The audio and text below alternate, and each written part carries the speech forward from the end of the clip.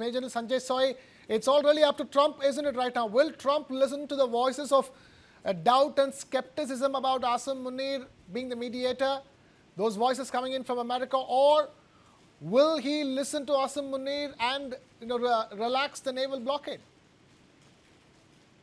Very, very difficult question. In fact, what goes in the mind of Trump, I think nobody knows, and how he changes the decision is also very, very difficult to predict. But the fact is, at present, the situation was that both sides lacked trust with each other, and this was a time when both sides could have done a little bit to ensure that okay, we are interested in talk, we are interested in peace, we want ceasefire to continue. I must appreciate that Iran lifted the blockade for 24 hours and expected the US also lift the blockade. But however, that did not happen. They put the blockade again. And then the unfortunate incident of attacking on the container ship and then taking it away, which Iran called it as a total military sea piracy. I mean, these things, you cannot go for talks with these kinds of things happening.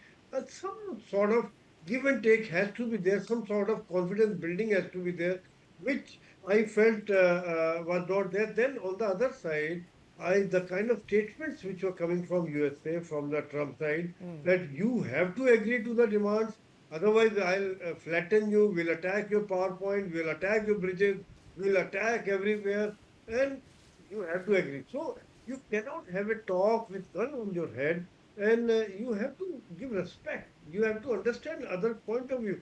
And third thing, last thing I would like to highlight is everybody thinks differently. Every civilization is different. Like in Iran, they had lost leadership. They lost even if they lose all the rockets and missiles, still they may continue to fight. Whereas in some other country would have capitulated. So things are different. Every country thinks differently. How many body bags can you accept? How many deaths can you Right, accept? How much damage can you accept? One right. has to understand from the other's psychology.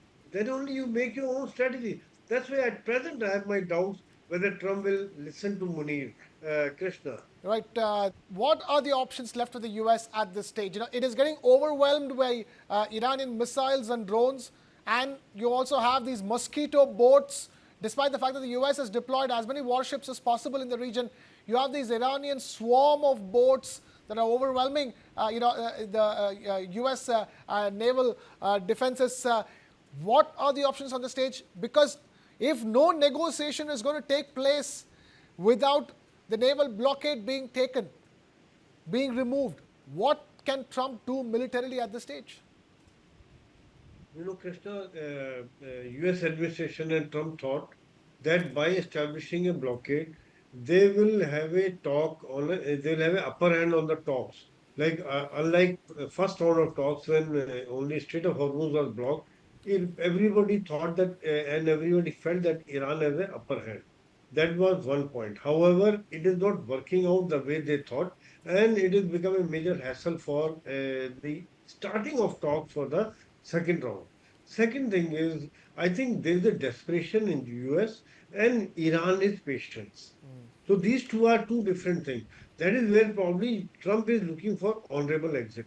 And desperation is again, as other panelists have rightly brought out, there are only 10 days left for congressional approval. So probably I feel that after the ceasefire ends and if nothing happens, there might be some solid attacks on air bombardments and all on Iran, and Trump may try to declare a victory. And he wants to get out as fast as possible by having some sort of face-saving measure and some sort of face-saving to show to the world, yes, we have won.